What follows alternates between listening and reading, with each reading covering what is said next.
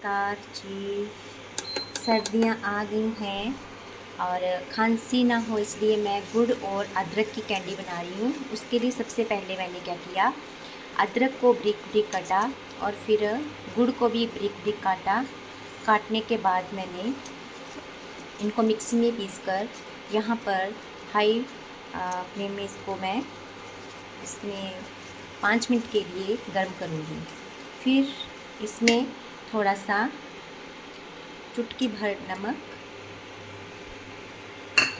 और हल्दी डालूँगी। वो इसलिए ताकि कहते हैं कि खांसी के लिए हल्दी जो है वो बहुत ही फ़ायदेमंद होती है।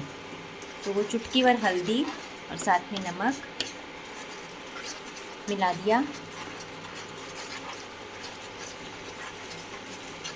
5 मिनट तक आपने इसको ऐसे ही